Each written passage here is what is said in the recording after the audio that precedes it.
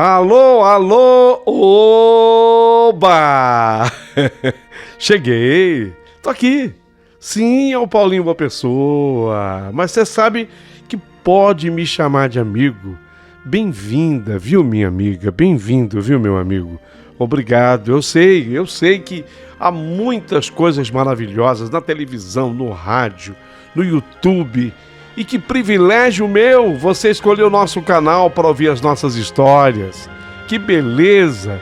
Sinto-me honrado com tudo isso. Muito obrigado do fundo do coração.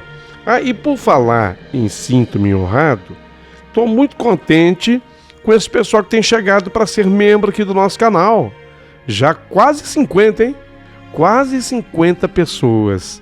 Brevemente chegaremos aos 100, que é o nosso objetivo, né? Se Deus quiser. Me ajuda? Ô Paulinho, eu quero ser membro, como é que eu faço? Abaixo do vídeo tem uma opção de você se tornar membro. E aí você opta, tem algumas opções. Você pode ser VIP, você pode ser camarote. Tô brincando. E tem também uma opção bacana, que é ser diamante. Você escolhe, tá?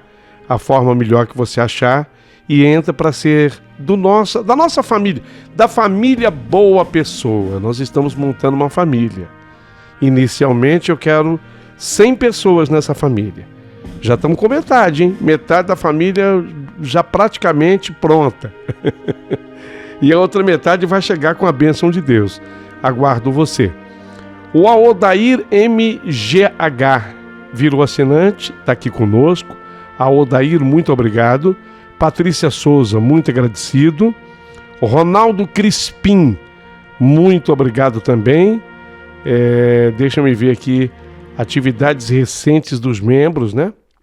Estes são os membros que estão chegando, que estão aqui no nosso canal, e eu vou agradecendo a presença deles.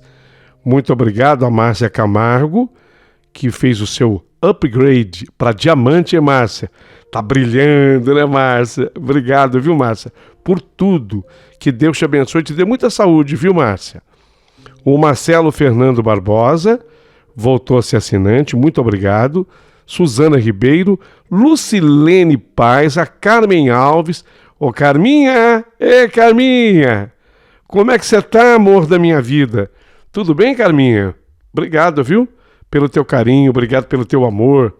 Obrigado por participar aqui do nosso canal e por ser membro do nosso canal, né, Carminha? Do fundo do coração, muito agradecido. Deixa-me dar uma espiadinha também nos últimos comentários feitos aqui pela galera, membro do canal. Deixa eu ver os comentários mais recentes que eles fizeram. Que história linda! A Adriana, ela comentou sobre a história O Lamento das Rosas. Bonita essa história, né? Eu também considerei assim muito bonita mesmo. Linda. Eu e minha nora. Final de Eu e Minha Nora, quem comentou foi a Rosana. Alô, gente, que história. Tá um pouquinho complicado, né? Quando tem mentira no meio, eu não suporto mentiras. Conta a verdade pro pai e pro Gabriel, diz ela aqui. Isso é complicado. É muito complicado. O avô tendo um relacionamento com a ex-nora, ela com o avô do filho, aí ela vai explicando aqui o que ela acha. Obrigado, Rosana, pelo teu carinho, tá? Muito agradecido também você pela força. E é isso. Queria convidar você para que você se tornasse membro aqui do nosso canal, viesse fazer parte da nossa família. Você vem? Eu vou ficar muito feliz se você vier, viu? Muito obrigado a todos pelo carinho. Camargo Márcia também é membro do canal. Bom dia, Paulinho. Eu que agradeço a você e sua equipe por nos trazer histórias tão lindas e emocionantes. Parabéns a vocês e amo vocês todos. Obrigado, Camargo Márcia. Deve ser Márcia Camargo, né? Escrevesse ao contrário, por uma questão de ter nomes já parecidos. Camargo Márcia, muito obrigado, viu, Márcia? Um beijo para você. Já se tornou membro do canal? Ótimo. Se não puder, que tem gente lá, mas eu não posso, Paulinho, não tem problema nenhum. A nossa amizade é a mesma, tá? Então você, por gentileza, se inscreva no canal, porque tem muita gente que ouve a história e esquece de se inscrever. E é muito importante que você se inscreva. Assim como é fundamental que você dê o seu joinha. O YouTube ama esse teu joinha e eu também amo o YouTube porque ele dá muita importância para o canal, que tem várias joinhas, sabe? Vários dedinhos para cima. O YouTube aí propaga esse canal e fortalece a gente. Então agradeço se você puder fazer isso comigo, tá bom? Dá o seu joinha aí. E a outra questão é a história que eu vou começar hoje. Gente de Deus, que coisa linda. Que história. Uma das mais lindas que eu já contei. Vocês vão concordar comigo. Vocês vão amar. Tenho certeza absoluta que vocês vão amar. Então, olha, como eu digo cantando, né? Prepara o coração de vocês aí. Mas eu vou dizer cantando. Prepare o seu coração para as coisas que eu vou contar. Não, prefiro história. Prepare o seu coração para a história que eu vou contar. É linda, eu tenho certeza, essa vai te emocionar. Essa vai te emocionar. Essa vai te emocionar. É linda. E começou.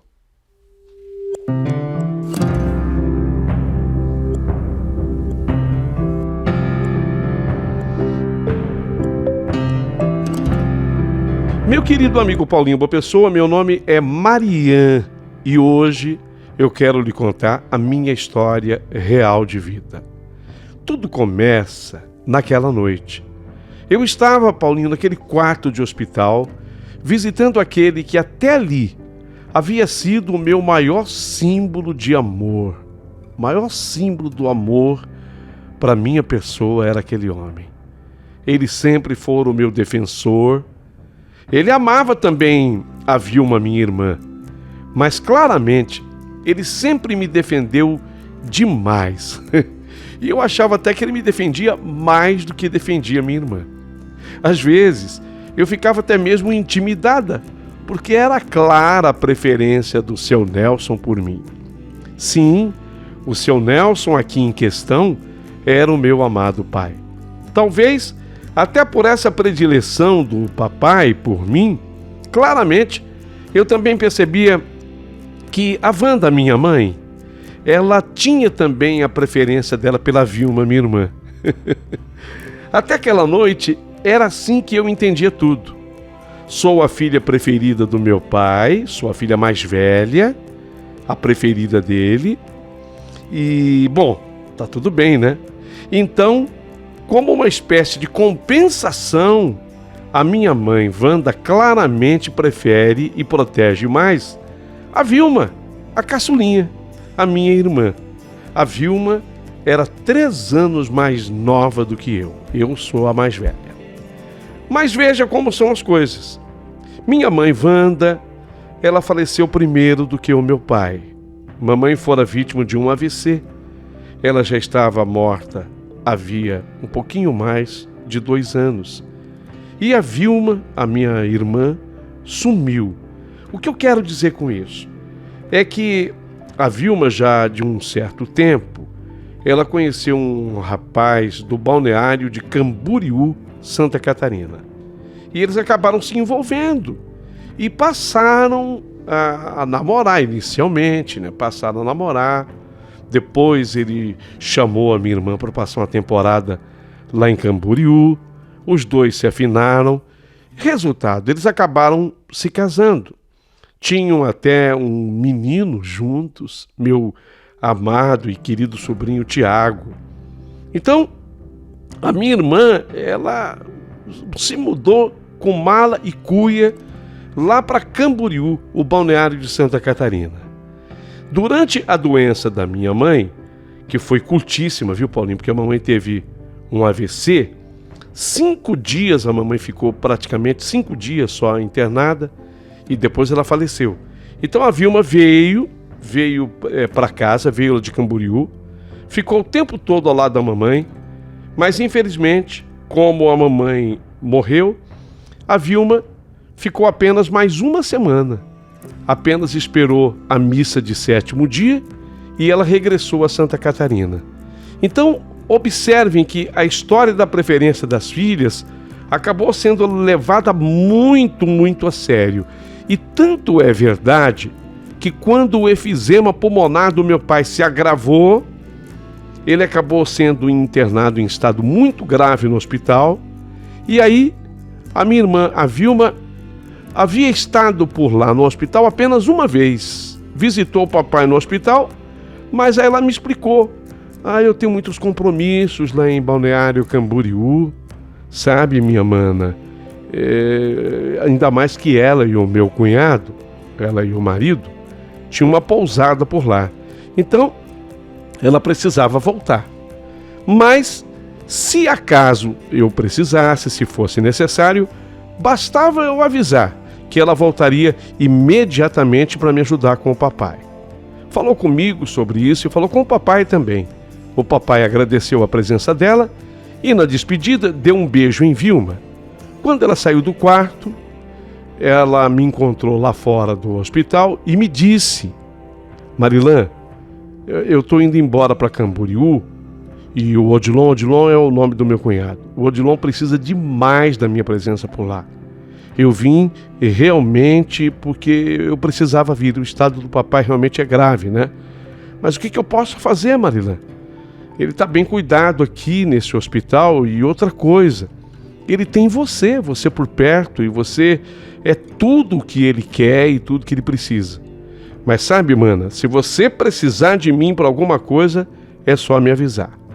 Veja, eu fiz questão de colocar esse trecho aqui na história, Paulinho, para que vocês entendam que a história da preferência entre as filhas, repito, era levada bastante a sério mesmo. Lógico que a minha irmã estava sentida, estava preocupada com o papai, mas era evidente também que eu estava muito mais. Quer dizer, eu estava muito mais ligada nisso. Então, naquela noite, eu estava no quarto do seu Nelson, o meu pai. Aliás, eu havia acabado de sair do quarto acompanhando o Edgar.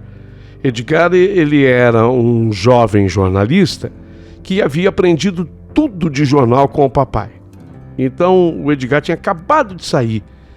Eu deixei o Edgar na porta do elevador do hospital e retornei. Mas prestem atenção no que aconteceu quando eu voltei para o quarto do papai.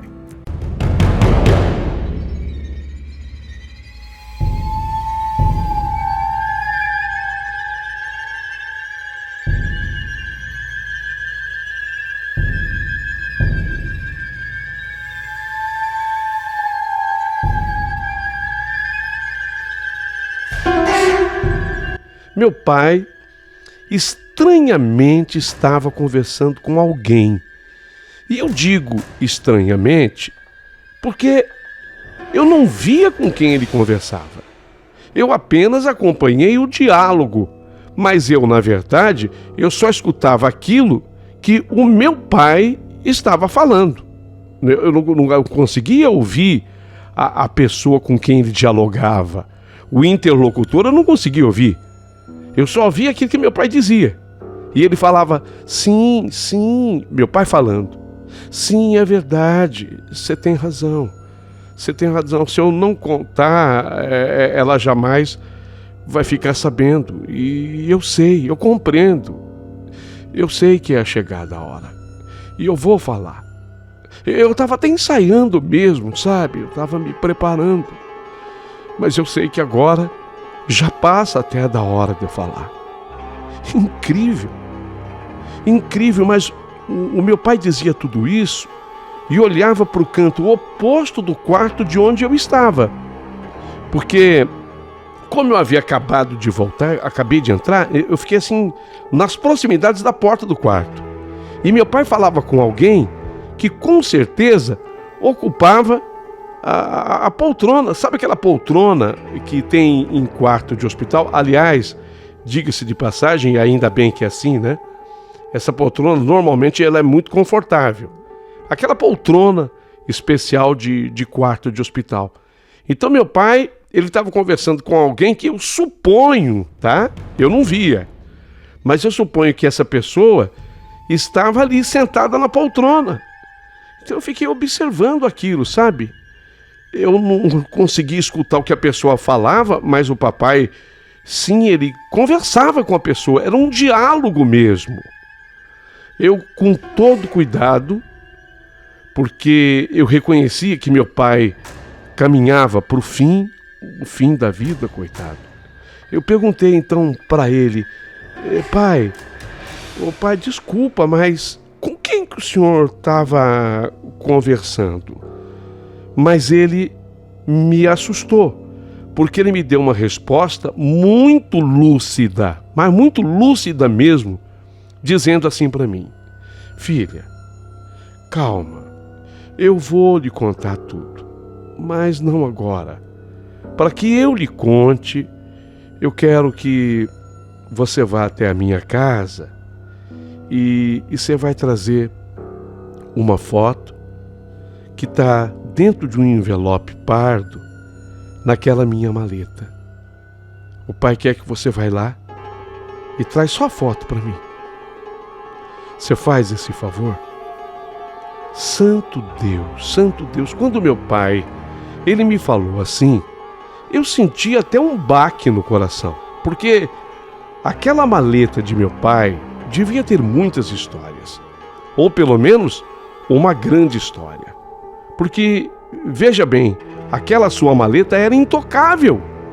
E tanto é verdade que pela primeira vez na minha vida, e olha que nesse momento eu já contava 43 anos de idade, portanto, pela primeira vez na minha vida, ele me revelou onde é que ele guardava a chave da tal maleta.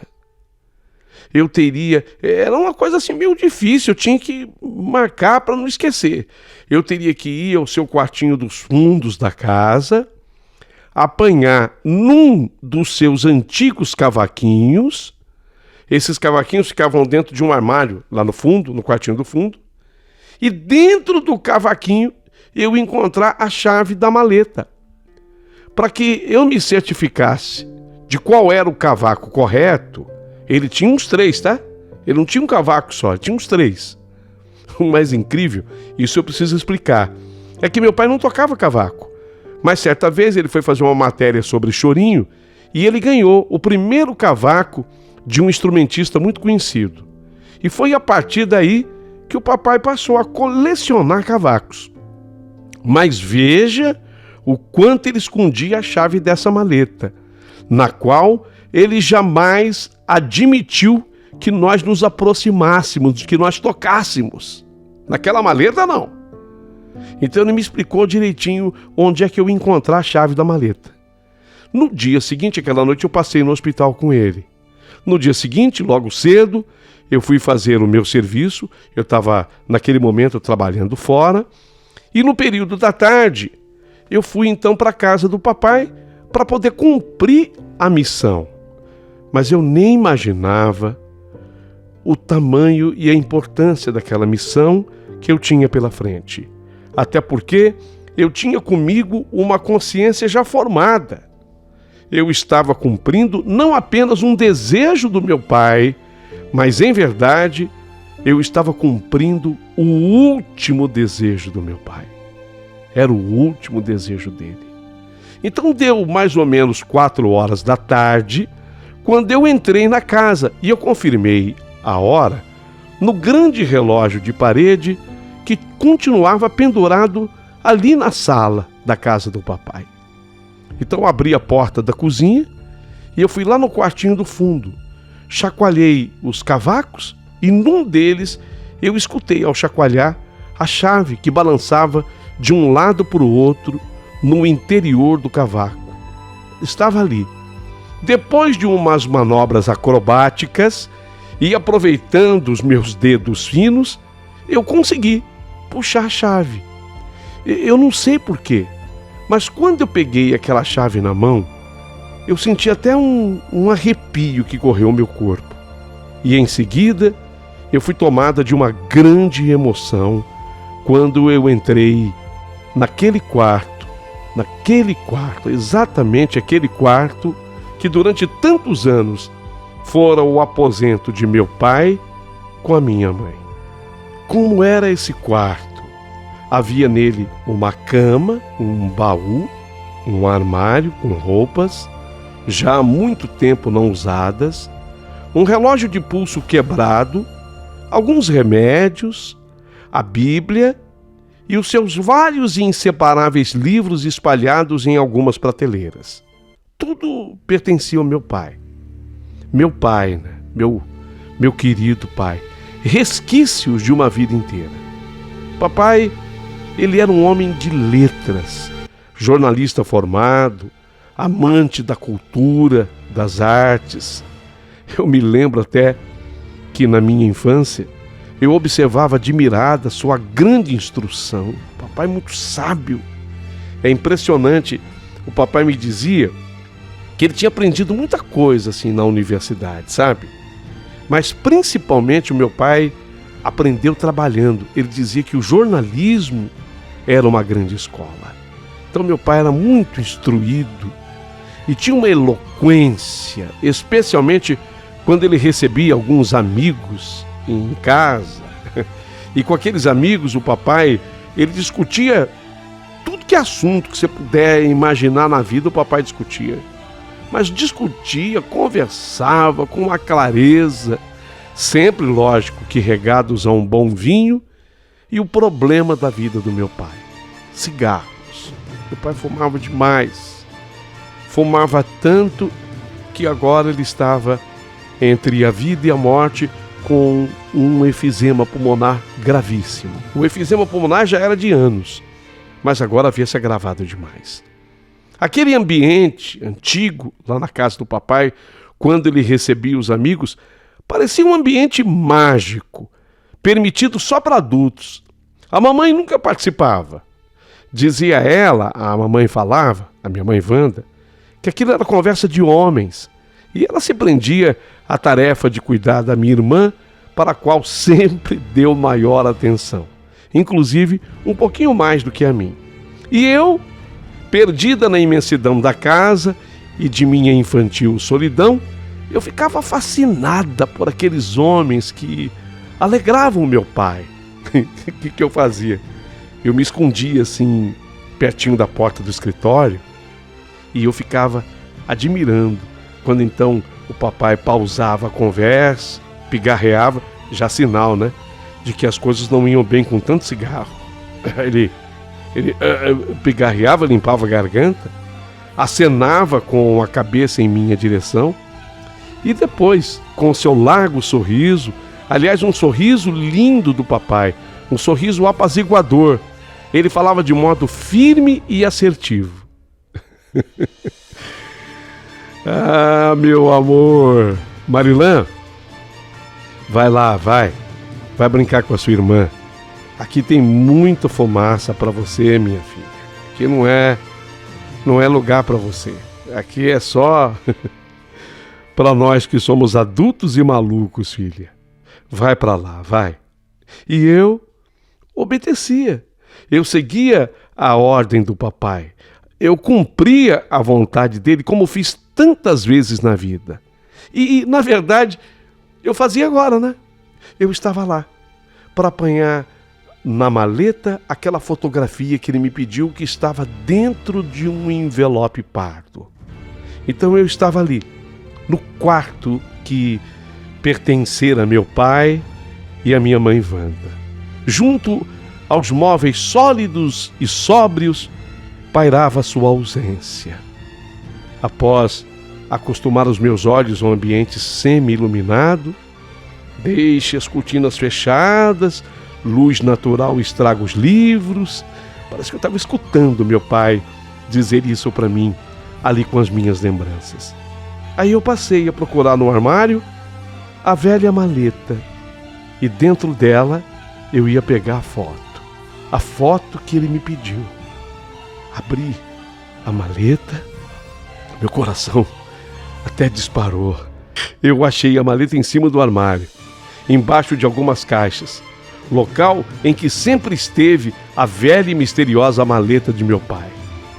Uma fina camada de pó denunciava a passagem do tempo, né? Havia aquele pó que é natural de se juntar em objetos que ficam assim em armários. Me aproximei da maleta, aquele objeto que para o meu pai era quase sagrado.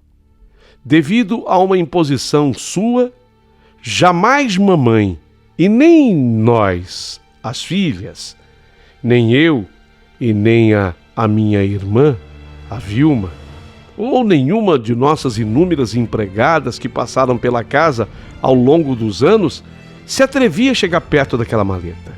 Nem que fosse para espanar-lhe o pó, nem isso. Respeitávamos o papai, dizendo para nós mesmas que a maleta era a única lembrança dele. Sei lá o que ele guardava ali.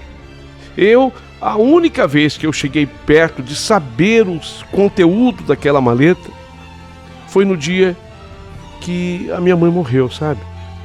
No momento em que eu voltei do funeral da mamãe, eu deixei o Zenon, o meu marido, com as crianças no carro, e eu entrei em casa para saber como é que estava o papai, né? Se ele precisava de alguma coisa. O papai já estava muito triste e ele falou: não preciso de nada não, filho. Eu só quero ficar aqui sozinho. Na ocasião, quando eu entrei no quarto, já no térreo, devido às dificuldades de locomoção da mamãe, eu olhei ele remexendo os seus pertences na maleta. E num gesto suave, ele fechou a maleta quando ele me viu. E depois, me olhando nos olhos, com seus belos olhos azuis e empoçados de lágrimas, disse papai que queria ficar sozinho, que numa outra ocasião ele falaria comigo. Eu entendi que esse falaria comigo seria sobre a maleta. Me lembro também que de uma outra vez eu vi o papai bastante rude com uma diarista recém-contratada e desavisada do sacrilégio que ela estava por fazer. Limpe os livros, gritou o papai, mas jamais mexa nessa maleta. A pobre senhora ficou sem entender o que ela fizera de tão errado, já que apenas ela fazia o serviço dela. E entendeu a moça que trabalhava que era ranzinzice da idade do papai. Foi melhor que ela pensasse assim. Também eu não sabia o que pensar sobre o zelo extremo do papai por aquela maleta. Com um leve esforço agora, eu retirei a antiga maleta de cima do armário, coloquei-a sobre a cama e abri a maleta. Quando eu abri a maleta, ela revelou todo o seu interior, que sempre pareceu esconder um segredo familiar. Nela um papel, outro papel, muitos papéis, muitos papéis, uma roupinha não, mas um sapatinho de nenê, sabe? Feito de crochê, um sapatinho de bebê, cartas e algumas fotos. Que lugar era aquele? De quem eram aquelas cartas? E quem, na verdade, era a pessoa que escrevia para ele? Quem eram aquelas pessoas ali presentes naquela maleta? Estava diante de mim um passado totalmente desconhecido de meu pai. Eu continuei procurando, tateando os seus pertences, até que eu encontrei, no fundo de uma das laterais, o que me pareceu o formato de um livro. Eu peguei o livro, estava envolvido com um lenço de seda e era uma versão antiga do Alcorão. O que meu pai fazia com um livro daquele? Ainda mais assim, guardado como um tesouro fosse. Dissipei esses pensamentos e busquei dentro daquela maleta a foto que ele me pediu. Ele me disse que estaria num envelope marrom. Achei. Só pode ser esse envelope aqui. E no que eu dei uma balançadinha assim no envelope, eu senti que era uma foto. Sabe aquele papel especial de foto? Ele é mais grosso, né? A foto tá aqui. Seria aquela foto que iria cumprir o último desejo do meu pai. Mas eu não conseguiria levar aquele envelope pardo para ele sem antes eu abrir aquele envelope e olhar quem é que estava naquela foto. E foi exatamente o que eu fiz. Na foto, uma mulher. Era uma velha foto em preto e branco e a mulher que estava ali era uma jovem sentada em frente a uma árvore. Desconhecida para mim, mas ao mesmo tempo muito familiar. O rosto fino, ovalado, os cabelos negros e cacheados, envoltos num lenço, olhos marcantes, profundos e que pareciam trafegar entre a pureza e a promessa, entre o sagrado e o profano. Olhos parecidos com os meus olhos? Não, eu acho que é impressão minha. Será que é alguma parente nossa? Aquela mulher em uma foto tão antiga refletia, sei lá, alguma coisa que parecia comigo, com o meu próprio rosto. Era uma mulher de uma singular beleza. Mas eu não sei porquê. Eu vi um pouquinho de mim nela. Somos ambas de fato parecidas. Foi o que eu pensei, mesmo sem saber a quem pertencia aquele rosto. No verso da foto, em uma caligrafia arrastada, essas palavras, dizendo exatamente assim: Nelson, espero o dia em que seremos nós. Assinado, Marian.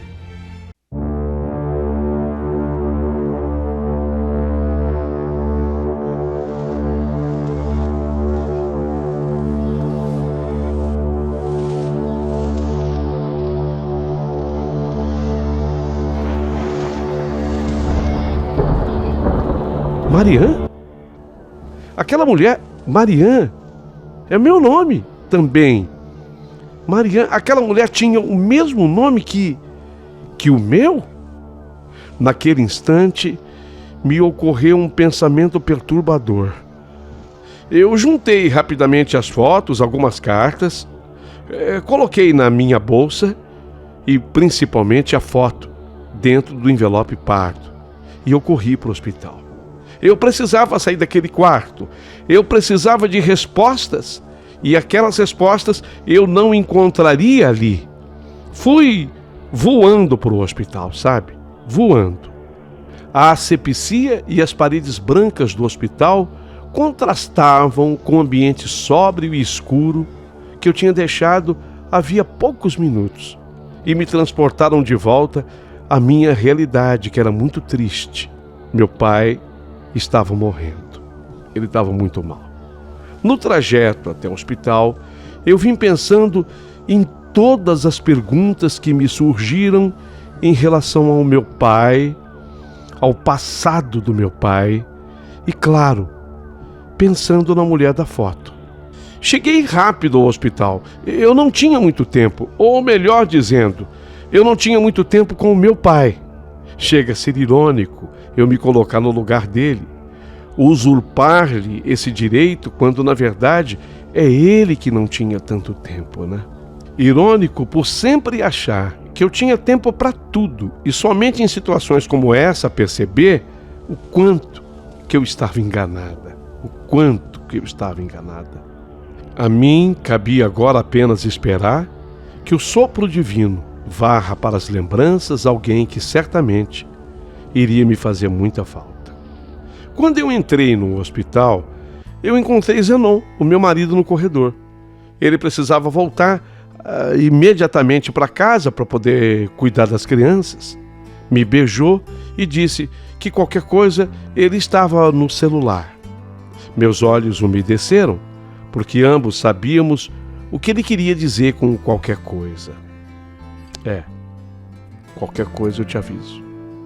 Tá bom, Zenon. Obrigada. No quarto do papai, um médico tinha vindo monitorar o paciente. Chamei o médico. Doutor, ele assentiu com a cabeça, passou a mão nos braços do papai de forma carinhosa, mas ao mesmo tempo de maneira mecânica, e veio na minha direção. Em seus olhos, eu pude ver o constrangimento. Certamente era uma derrota para ele. Ele estava perdendo um paciente, e ele nada podia fazer para reverter isso. Não apenas o médico, mas todos naquela ala de hospital tinham uma atitude cordata e respeitosa com o meu pai. Mas a morte tem sempre um peso grande, né, sobre todos nós.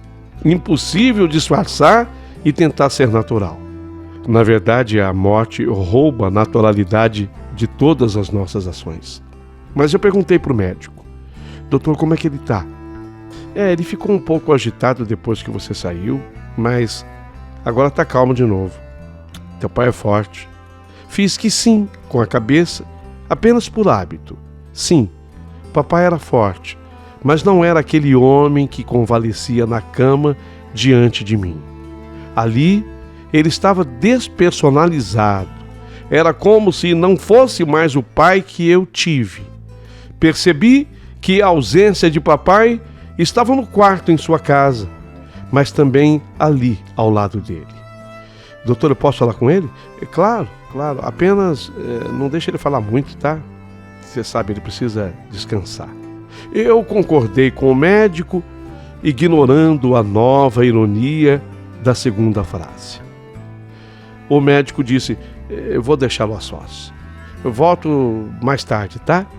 O médico ajeitou os prontuários nos pés da cama e saiu. Foi quando eu me aproximei do meu pai. Papai, ele, ao me ver em seu campo de visão, ele se agitou um pouquinho. Eu tratei então de tranquilizá-lo.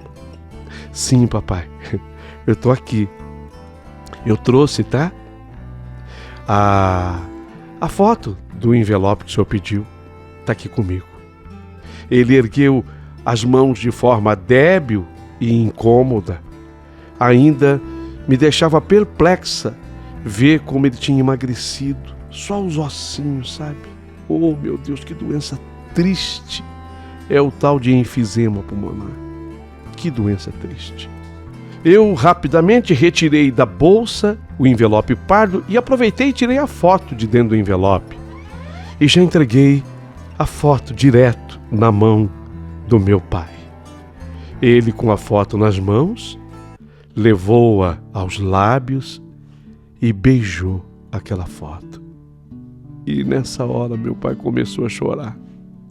Não um choro discreto, não foi um choro discreto, mas um choro convulsivo, sabe? Talvez lágrimas guardadas por aquela mulher durante toda a vida. Eu fiquei observando sem saber ao certo o que fazer. Deveria eu chamar novamente o médico? Provavelmente ele viria e medicaria o papai para se acalmar. Eu não queria o meu pai dopado, não. Meu pai precisava agora estar acordado e lúcido, porque eu tinha perguntas a fazer e ele teria que estar em condições de responder. Papai era um homem sensível, mas ele quase nunca chorava publicamente. Talvez por isso, enquanto eu esperava que ele se acalmasse, minhas lembranças me levaram a mais de 20 anos passados. Mais de 20 anos passados. Muito mais. Quase 30. Quando, no meu aniversário de 15 anos, vi meu pai chorar pela primeira vez. Nós estávamos no teatro. Ele me levou para eu ver uma ópera. Era uma companhia europeia que fazia apresentações em São Paulo. Eu estava lá com ele, mas eu estava relutante. Eu não queria, sabe? Era a primeira vez que eu ia numa ópera. Eu fiquei imaginando, isso deve ser chato pra caramba. Eu queria ir numa festa, como todas as garotas da minha idade. Mas ao invés disso, eu estava na companhia de um velho pai, num programa de pai e filha. Ele, percebendo o meu descontentamento, mal disfarçado, ele repetia a todo instante: "Você vai gostar, Marian, você vai ver que você vai gostar." E de fato, quando as cortinas se abriram e a orquestra sinfônica começou a tocar os primeiros acordes de Carmen de Bizet, eu fiquei encantada. Era tudo lindo, muito vibrante. Aqueles homens e mulheres, contraltos, tenores, sopranos, hipnotizavam a plateia. Eu achei muito superior ao cinema, meu único conhecimento artístico até então. Eu estava descobrindo o teatro e o que era, na verdade, uma ópera. Eu não imaginava que fosse tão linda assim. No final da peça, eu pude ver o meu pai de pé aplaudindo calorosamente o espetáculo e, em meio às lágrimas, sorria para mim e dizia: "Isso o que é arte? Você está me entendendo, Marian? É a arte, nós italianos a fazemos melhor do que ninguém nesse mundo, você pode ter certeza." Realmente, eu havia gostado da ópera, tanto que eu acabei assistindo outras apresentações. Meu pai me levou para eu assistir O Barbeiro de Sevilha, eu acabei assistindo La Gioconda, entre outras. Eu gostei.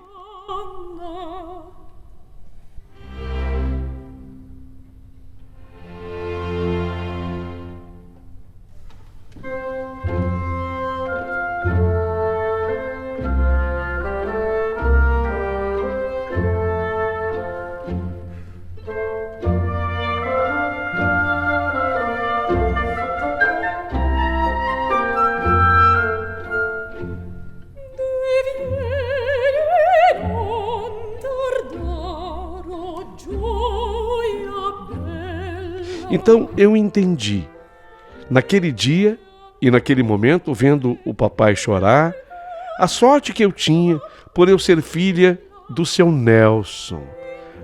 Seu Nelson, tantas lembranças. Tento me apegar a elas para não desmoronar.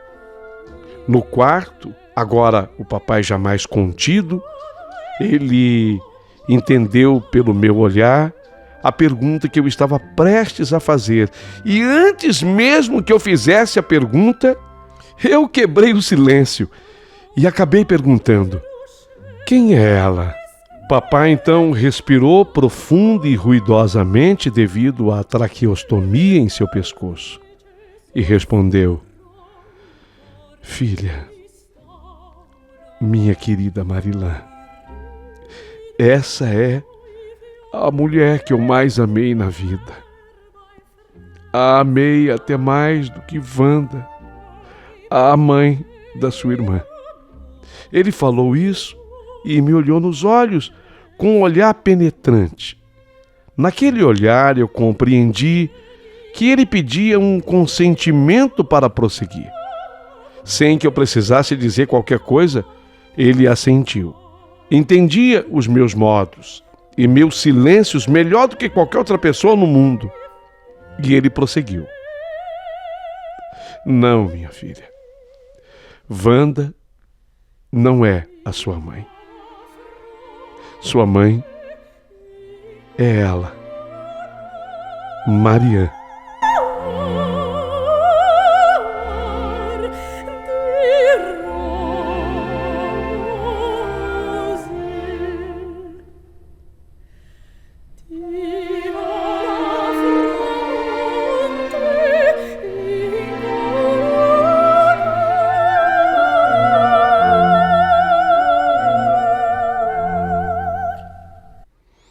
Marian é sua mãe, Marian. Oh, meu Deus! Não sei dizer quanto tempo eu fiquei ali parada, esperando que papai continuasse. Mas ele tinha uma longa história para me contar. E isso tudo você acompanha aqui mesmo no canal, na segunda parte desta fantástica história. Não perca! It's time for me to let go of this heartache and see the world once again. the world like it was back then. I remember when we started. I know we were hoping for the best. We were holding on, I guess. Oh, I can see why we've been living all of these lies. And I know that you can see it too. So why don't we try and end this final goodbye with love, so we can make it through. It's time to save our souls and mend those broken hearts now, and forget who we were. Yeah, it's time to save our souls and mend those broken hearts now, and forget who we were. This time I see the truth we've been avoiding. I don't wanna hide anymore, don't wanna fight you anymore.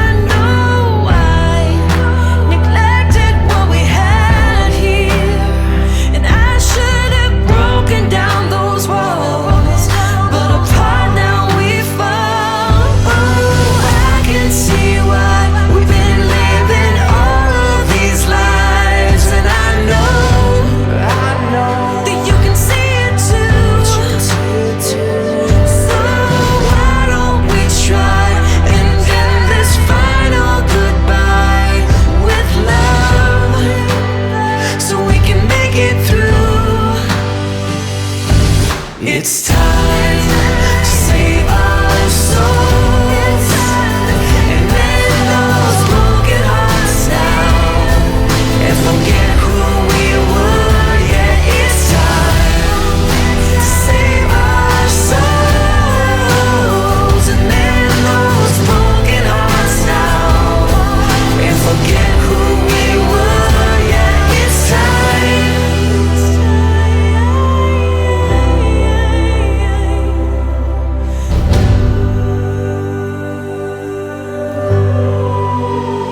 Yeah, it's time to save our souls.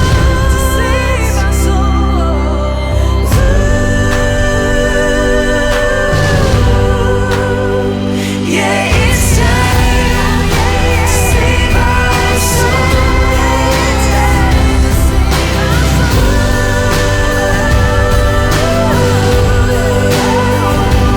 It's time to save our souls and mend those broken hearts now, and forget who we were.